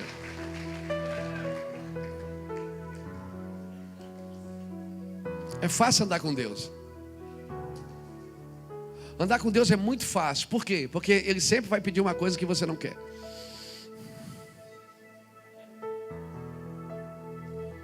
Por quê, pastor? Porque Deus não é carne. E a sua carne não pode entender a Deus. Por isso que quando você for viver a eternidade, você não pode ir na carne. Você vai ter que ganhar um corpo glorificado. Quem é da carne, cogita as coisas da carne. Quem é do Espírito, cogita as coisas do Espírito. Puxa, pastor, mas eu fiz uma campanha para ganhar isso, Deus me deu, isso não é a bênção de Deus? Não, isso não é a bênção de Deus. Isso é a sua bênção. Mas eu paguei 7 semanas da vitória. Eu até botei dinheiro no envelope. Isso é a sua bênção, isso é o mimo de Deus. Mas isso não é o que Deus tem para você. O que Deus tem para você, querido, nem olhos viram, nem ouvidos ouviram, e nem está no seu coração ainda não caiu, o seu coração ainda não conseguiu pegar tudo, sua mente ainda não conseguiu codificar tudo, você ainda não conseguiu entender tudo. A segunda característica de um homem que é chamado por Deus, a primeira é que ele tem um chamado definido por Deus. A segunda é que quem escapar da espada de Jeú, Eliseu o matará. Eliseu sabia usar a espada. Um homem que Deus chama, ele sabe usar a espada. Um homem que Deus chama, ele sabe a hora exata de desembainhar a espada. Quando Deus chama, você tem que saber usar o que você tem aí na mão. Isso não é para defender seus interesses. Isso não é para defender suas motivações. Isso é para propagar o reino de Deus. Nós precisamos aprender a usar a espada. Pedro, embainha a tua espada. Esse não é o momento de você usá-la. Vai ter momento que Deus vai dizer, puxa da espada. Vai ter momento que Deus vai dizer, guarda a espada. Você já viu quando um crente está discutindo com um ímpio, ele sempre usa a Bíblia? Quando ele está discutindo uma coisa, quando ele vê que não dá jeito, ele diz, está amarrado, Satanás.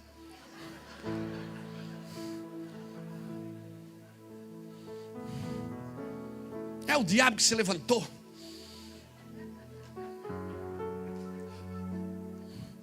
Mas às vezes Deus não quer tirar o diabo dele.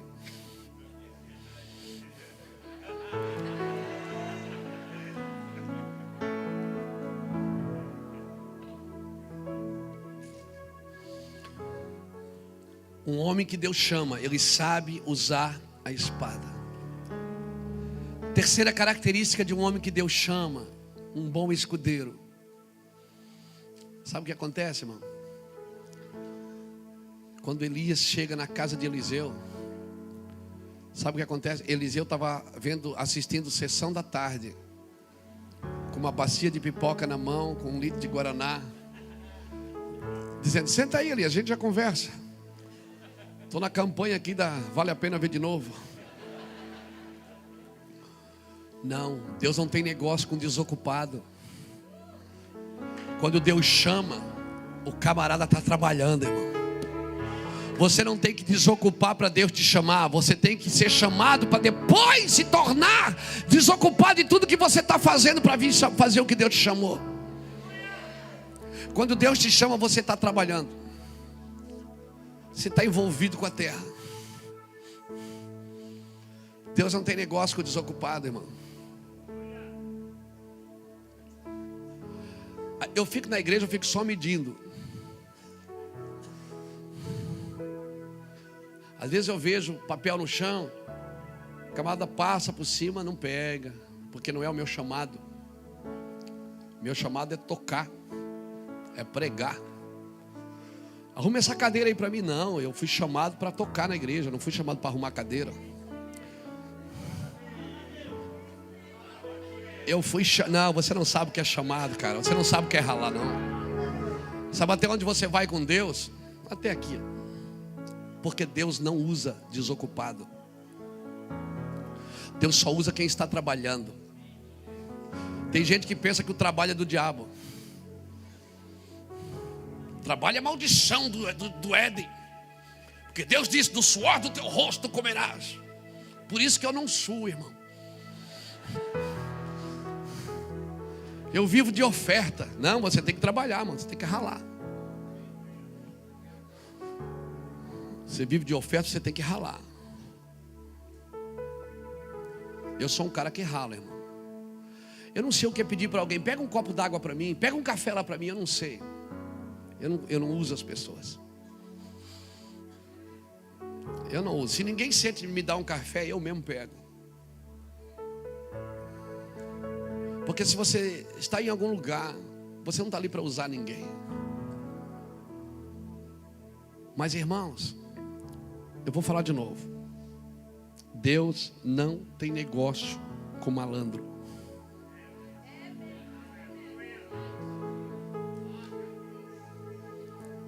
Trabalho é honra, é dignidade.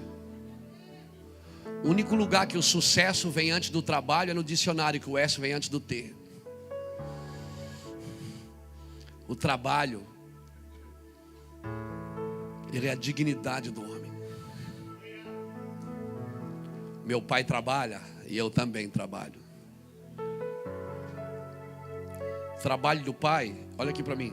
Trabalho do Senhor não é só pregar. Trabalho do Senhor não é só tocar. Trabalho do Senhor não é só orar. Trabalho do Senhor é trabalho. Põe as suas mãos aí. Aleluia. Põe as suas mãos.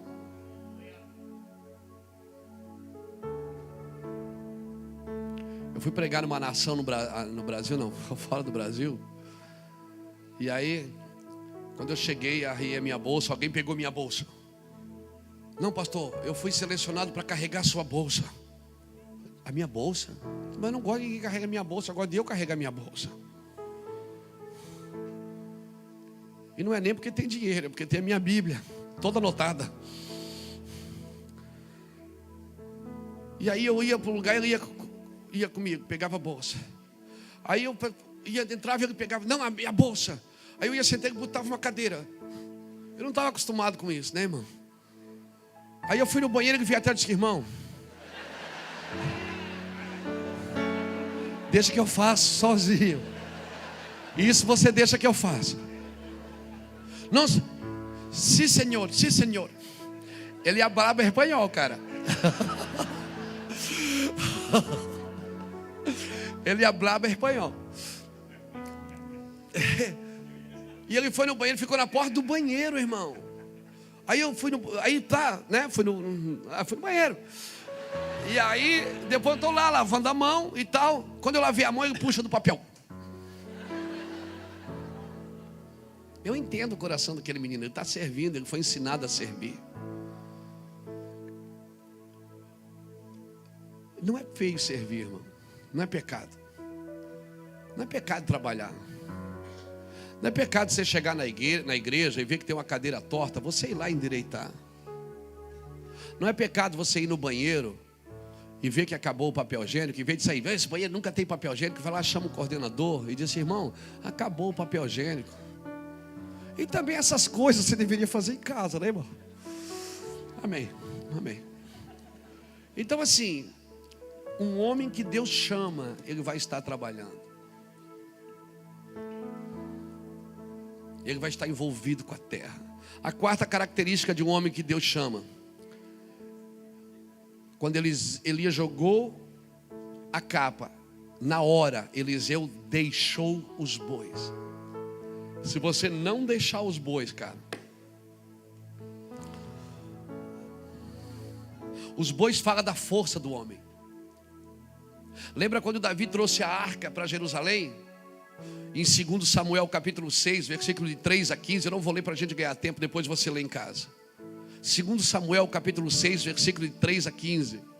Quando Davi traz a arca do Senhor para Jerusalém, eu falei Elias, né? Não, é Davi. Foi Davi? Eu falei Davi? É Davi, né? Então tá. É jejum, a gente fica doidão. Quando Elias, que não tem nada a ver com Davi, que quem trouxe a arca foi Davi, Elias devia ter ficado onde ele estava. Davi trouxe a arca, sabe o que ele faz? Ele pega 2 carros de boi, põe a arca em cima e vem com ela fazendo uma festa. Irmão, a obra de Deus não é para desfilar com ela. Não é uma obra de apresentação. Na hora, Deus olhou para aquilo, Davi estava fazendo a coisa certa do jeito errado. E muita gente faz isso, com o coração correto, quer fazer a coisa certa, mas faz do jeito errado. Aí sabe o que aconteceu? O boi tropeça. Irmão, o boi tropeça direto, porque o boi fala da força do homem. Quando você tenta trazer a obra de Deus na força do homem, você vai tropeçar, querido. E se não cair, você vai tropeçar. O boi tropeçou. Ele veio desfilando. A obra de Deus não é para desfilar, não é exibição, é manifestação. Aleluia. Não é para você desfilar, não é plumas e paetês, querido. A obra de Deus é manifestações do Espírito. Aleluia. Aí o boi tropeça. Quer saber de uma coisa? Os bois vêm tropeçando desde a eternidade. Desde Adão o boi vem tropeçando. Deus colocou, se você ler a Bíblia, você vai ver todos os homens aqui pisaram na bola. Você vai ver o problema de Moisés, de Josué, você vai ver o problema de Davi, você vai ver Abraão, você vai ver tantos homens de Deus que a Bíblia relata como homens de Deus que pisaram na bola, que fraquejaram, porque a carne fraqueja, a carne cansa. Amém? Às vezes você está pregando aqui, você falou uma coisa que não era bem o que você queria falar, e todo mundo já critica você por causa daquela palavra, e é assim mesmo. Irmão, a obra de Deus é assim, nem todo dia você está bem, amém? Aleluia! Por isso, peça perdão quando precisar pedir, abre mão quando precisar abrir, fale quando precisar falar, querido. Os bois tropeçaram, e aí Uzá morreu. Você sabe o que aconteceu? Uzá morreu, amém? Na segunda volta, aí Davi volta para casa, a arca vai para a casa de Obed-edom. Na segunda vinda, o que é que Davi diz? Ele pega boi, a cada 6 passos ele mata um boi. Ele traz a arca no ombro, a cada 6 passos ele mata um boi. A cada 6 passos ele mata um boi. Ele está dizendo o quê? 6 é o número do homem, foi o dia que o homem foi feito. Boi fala da força do homem. Sabe o que Davi está dizendo quando a cada 6 passos ele mata um boi? Ele está dizendo, eu estou levando a arca agora, não mais na força do homem. Eu estou sacrificando a força do homem para que essa arca chegue em Jerusalém. Aleluia, irmãos. Quando Deus te chama, você tem que largar o boi, querido. Solta o boi. Aleluia. Você não pode mais fazer essa obra na sua força. Pastor, mas eu sou um boi selvagem. Salmo 92, verso 10 diz que você só é um boi selvagem se foi ungido com óleo fresco. E se você é um boi selvagem, glória a Deus, porque boi selvagem não carrega canga. Boi selvagem não é preso na cerca, ele é solto. Mas ele tem que ser ungido com óleo fresco. Aleluia. Vamos para frente. A quinta característica de um homem que Deus usa, um escudeiro que Deus está preparando para estar com você. Ele valoriza o que ele recebeu. Elias joga a capa. Na hora que joga a capa, ele já fica doido. Ele diz: eu vou com você embora. Eu vou com você. Deixa eu só beijar meu pai e minha mãe. Eu vou beijar papai e mamãe e já volto. Elias falou o que para ele? Vai, mas volta, porque agora tu sabes o que eu te fiz. Sabe o que Elias estava dizendo? Estava dizendo o seguinte: se você não sabe o que eu te fiz, nem volta. Fica lá. Porque se você não sabe o que você recebeu, nem entra. Fica onde você está. Se você entrou no ministério hoje, para daqui a 2 anos dizer: minha mãe estava certa mesmo, meu pai estava certo mesmo, então nem entra. Não entra, porque agora tu sabes o que você recebeu. Você precisa ter convicção do que você recebeu. Você precisa ter convicção do que você está ouvindo de Deus, do que realmente Deus está dando a você. A sexta característica de um homem que Deus está levantando, um escudeiro, alguém que vai guardar as costas dos amalequitas, alguém que vai tirar você da depressão. Ele abandona o seu passado. Sabe o que ele fez? Ele fez um churrasco gospel. Ele matou os bois, queimou os carros. Eu acho que a lenha do carro ele já fez uma costela fogo de chão. E aí ele fez um churrasco de despedida da família. Ele abandonou o passado. Sabe qual é o problema de você não abandonar algumas coisas? É que sempre que você não conseguir ir para frente, você vai querer voltar para trás. O problema é que se você não abandona o passado, não corta o cordão, você tem sempre uma segunda opção. E você não tem mais segunda opção. Você não tem mais um plano B. Você não tem mais para onde ir. Já era, meu. Já era, estás pego, já era. Não tem mais saída para você. Daqui é só para a eternidade. Você não pode mais cochear em 2 pensamentos. Você não pode mais ter duplo ânimo, mente dividida. Não tem, aleluia, acabou. Ah, mas se não der certo a igreja, eu vou abrir sei lá, alguma coisa. Não, você não tem mais opção. Por isso, não faça sem um chamado definido. Aleluia. E para terminar, um homem que Deus chama, uma mulher que Deus chama, alguém que Deus chama, a Bíblia diz que ele deixou tudo, seguia Elias e o servia. Sabe como Eliseu ficou conhecido? O homem que deitava água nas mãos de Elias. Você sabe o que é isso? Deitar água na mão do outro?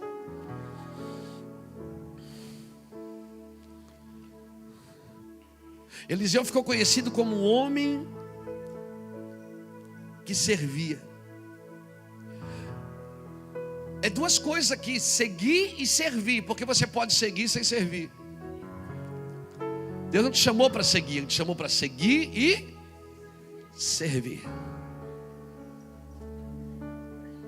Não é só para seguir, é para servir. E eu vou te falar, irmão, um homem que serve bem outro homem, certamente está servindo bem a Deus. Quando você seguir alguém, não siga pelos seus interesses, siga pelo interesse dele. É difícil, né? Seguir alguém pelo interesse dele, não pelos seus.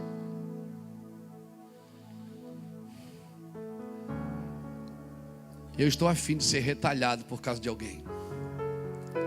Eu estou a fim de abrir mão das minhas vontades para viver o que Deus quer. Eliseu seguiu Elias tão de perto que para separar os dois, Deus teve que passar com um carro de fogo no meio, para levar um e deixar o outro. E quando Elias subiu, a capa de Elias caiu. Por que a capa caiu? Porque a unção é para a terra, não é para o céu. No céu você não vai usar unção. Na eternidade você não vai usar unção. Você vai usar unção na terra. Por isso a unção que Deus deu para você, ela tem que ser transferida. Ela tem que ser passada para alguém.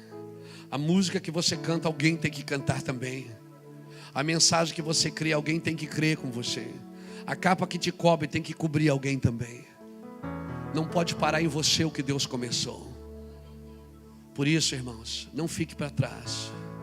Cole em alguém que Deus chamou para andar perto. Cole mesmo. Você vai se decepcionar, você vai se decepcionar, você vai sofrer, porque amar é correr risco de se decepcionar. Confiar é correr risco de se decepcionar.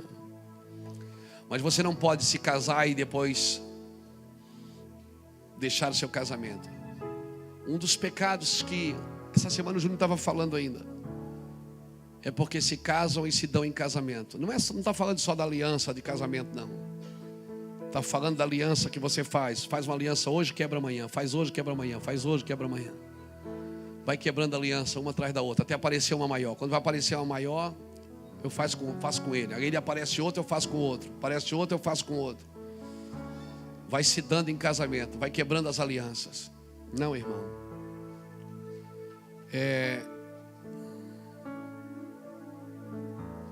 Eu tenho aliança com alguns pastores, com alguns irmãos aqui dessa casa. Tenho alianças com pessoas como Lapa, como Jackson, como meus dois irmãos, Júnior, Liz. Tenho alianças com pessoas que guardam o meu coração, Juscelio, Fernando, Uracava, Jefferson, Júnior, Rafael.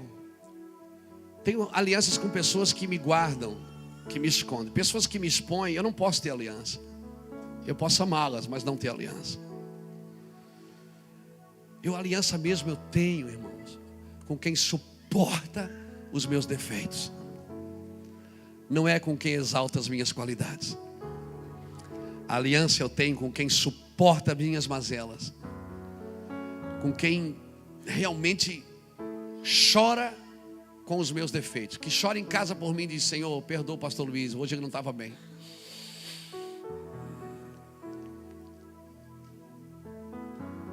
Deus vai preparar pessoas de alianças.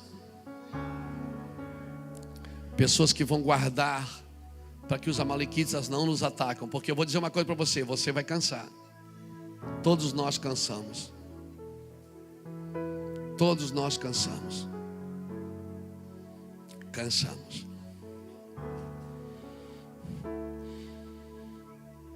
Mas se nós tivermos pessoas que nos guardem, nós não paramos. Nós só cansamos, mas não paramos. Nós paramos para renovar e voltamos a funcionar. Eu quero deixar essa palavra ao seu coração. Não dá trégua para os amalequitas. Se relacione o máximo que você puder. Ande com pessoas, chore com elas, sorria com elas, perca para elas. Considerai o outro superior a si mesmo. Bote ele na frente de você. Para você suportar uma pessoa, você tem que colocar ela acima de você, não abaixo. Paulo fala aos Filipenses, capítulo 2, versículo 3 e 4 em diante, que diz: cada um não trabalhe somente por aquilo que é vosso, mas considere o outro superior a si mesmo. Superior. Como é que eu consigo amar alguém? Colocando ela acima de mim, não abaixo. Eu consigo servir alguém quando eu coloco acima. E aí eu vou dizer o que vai acontecer. 1000 cairão, 10.000, mas tu, por quê? Que 1000 cai do lado, 10.000 à sua direita e tu não és atingido? Porque está caindo todo mundo, irmão. alguém tem que ficar de pé para ajudar a levantar. E eu oro para que esse alguém seja você, que ajude os outros a levantar, não termine de matar. Você está aqui como alguém que está erguendo, como alguém que está trabalhando. Sabe o que é que a palavra escudeiro significa? Eu até anotei aqui para te falar, esqueci. A palavra escudeiro, ela aparece 18 vezes no Antigo Testamento. Escudeiro do hebraico, ele vem da palavra nash, que quer dizer levantar, erguer, exaltar, carregar, sustentar. Escudeiro não é só alguém que protege, é alguém que me coloca acima dele. Um escudeiro, ele tinha o trabalho de entrar no meio de uma batalha com o escudo do seu chefe, do seu líder. Ele entrava com o escudo, ele carregava as armas. Não é fácil carregar as armas dos outros, né? E às vezes aquelas armas que você carrega para ele podem ser as mesmas armas que ele vai usar para ferir você. Ei, dói, mas é bom. Já pensou aquelas armas que você carrega para o teu rei? É as mesmas armas que ele pode usar para ferir você? Mas eu estou carregando para ajudar ele. E ele está esperando você chegar para te... Isso é obra de Deus, irmãos. Acabou.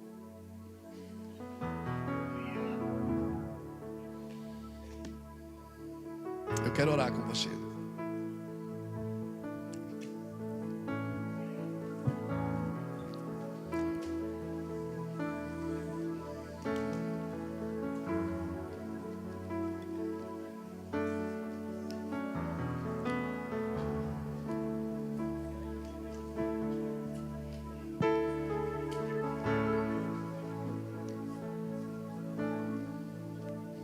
Chora candala la barra barra barra barra barra.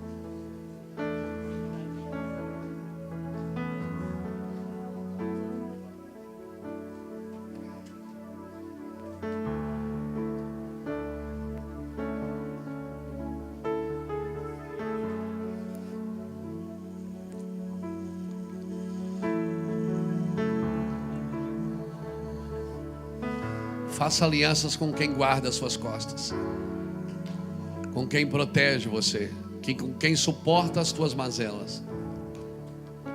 Aplaudir suas qualidades é fácil, difícil é suportar suas crises.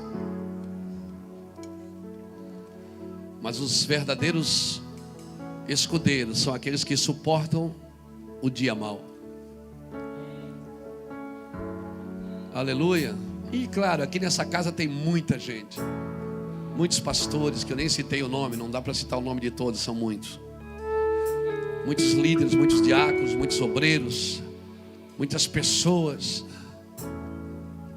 que escondem, um guardando o outro.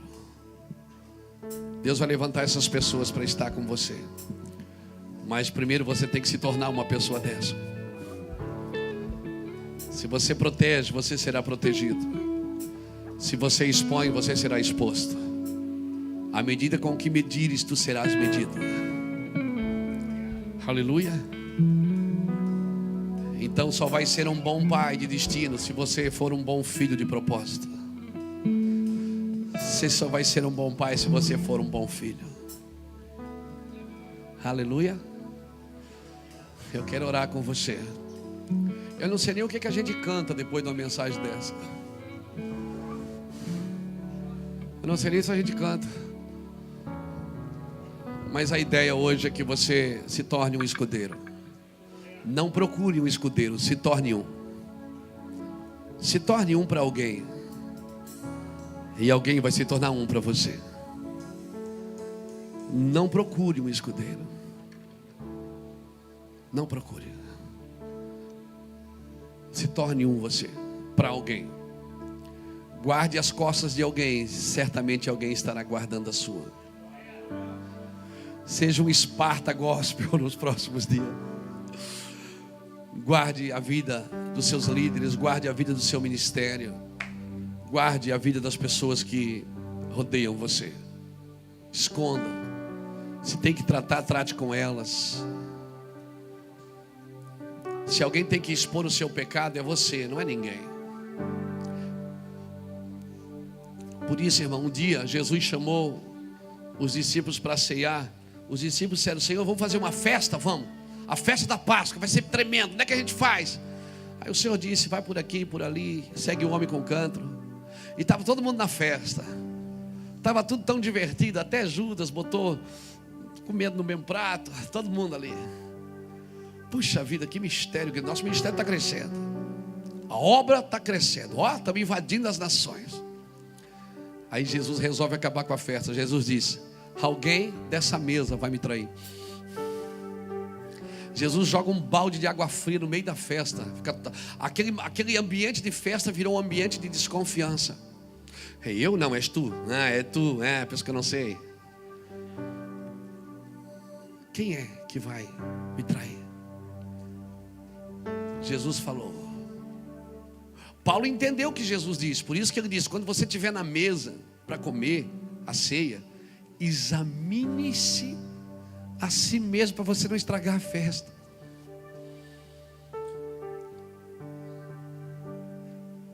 Quando você estiver com ele na mesa, para que a festa não vire um terror, examine você a si mesmo. Se autoanalise, se busque você mesmo. O que você acha de você mesmo? Irmão, para de analisar os outros e analise você. Falar mal do pecado dos outros não santifica os seus. Falar mal do problema dos outros não santifica os seus. Fale mal dos seus. Quando alguém estiver falando, você diz: não, eu não sou assim, eu sou diferente. Não, diga: eu estou assim também. Às vezes eu sou falador pra caramba. Fale de você. Exponha a sua vergonha, para que ninguém ataque você por trás. Porque se você pratica justiça aqui, a glória guarda você, a retaguarda. Você pratica justiça, a glória guarda você. Jesus praticava tanta justiça que quando o diabo veio, ele disse: aí vem Satanás, e ele nada tem em mim. Aleluia. Você não deve nada para o cão. Então nós vamos adorar o Senhor. E como nós estamos aqui, na maioria, pastores e líderes, nós vamos nos arrepender. Vamos nos arrepender, gente? Não, vou perguntar de novo. Você está afim de se arrepender mesmo? Mas dos seus pecados? Porque para interceder pelo pecado de alguém, você tem que se arrepender do seu. Não adianta você falar mal do pecado dos outros, você tem que se arrepender primeiro do seu. Ó, eu já achei meu lugarzinho, vai ser aqui. Acha um lugarzinho aí e comece a buscar Deus. Diga: Deus, eu quero... tem algumas coisas em mim que precisam ser tocadas e restauradas. E sabe o que vai acontecer? Você vai começar a se lembrar de alguém que você expôs, que você falou mal, que você atacou. Eu não faço essas coisas, está amarrado. Não, faz sim.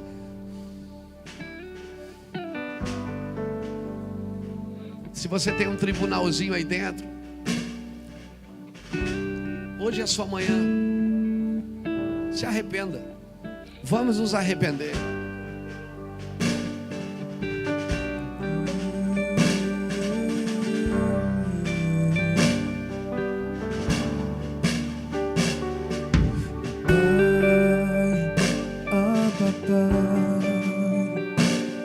O amor que achei jamais acaba, Pai, fica mais. Senta aqui, tua voz me acalma,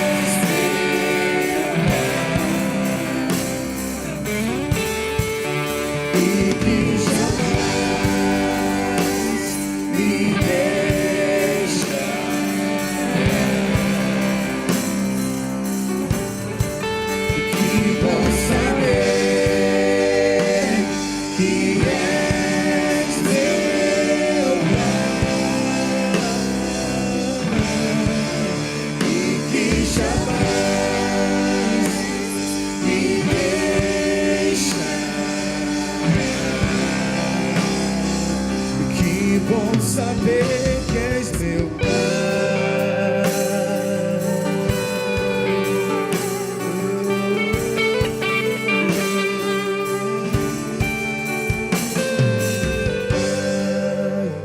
Abba, Pai, o amor que eu sei jamais acaba, Pai, fica mais, senta aqui, tua voz me acalma, Pai,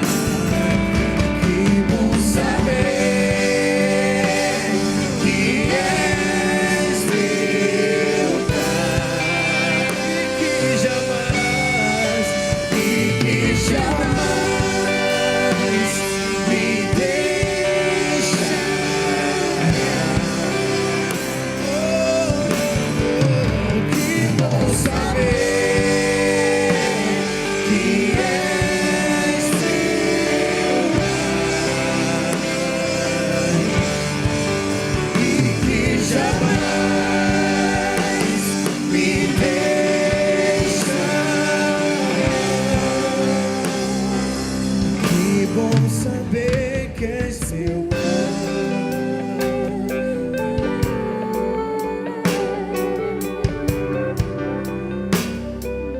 Que bom saber que és meu Pai.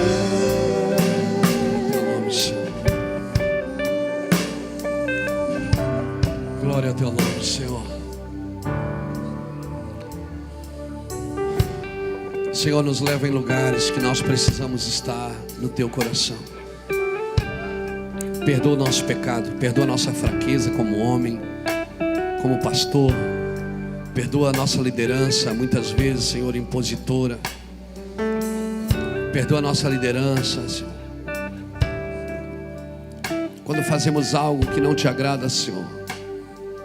Nos dirige, nos coordena, nos ensina. Derruba os nossos castelos de areia, Deus, que não edificam, que não servem para nada.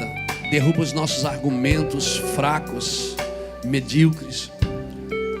Derruba, Senhor, tudo que construímos para tentar esconder a glória que desvanece. Pai, em nome do Senhor Jesus Cristo, esconde o nosso coração. Guarda-nos, Senhor. Guarda-nos no tempo de fraqueza, no tempo de angústia, no tempo de perseguição.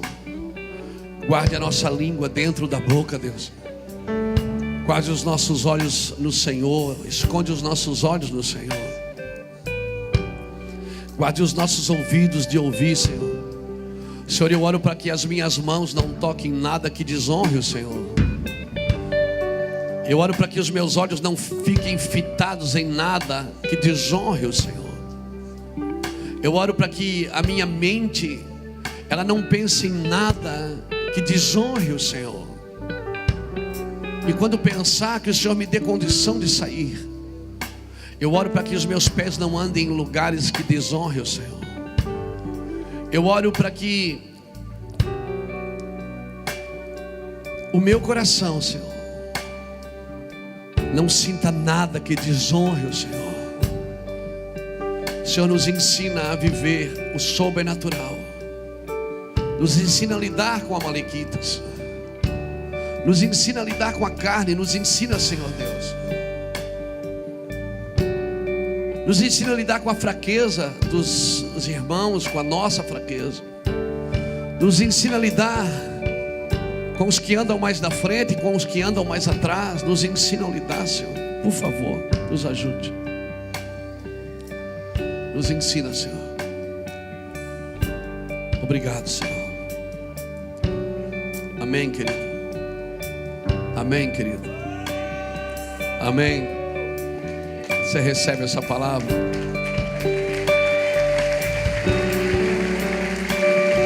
Sacerdotes da retaguarda, Nós precisamos de homens que guardem as nossas vidas, que escondam as nossas vidas.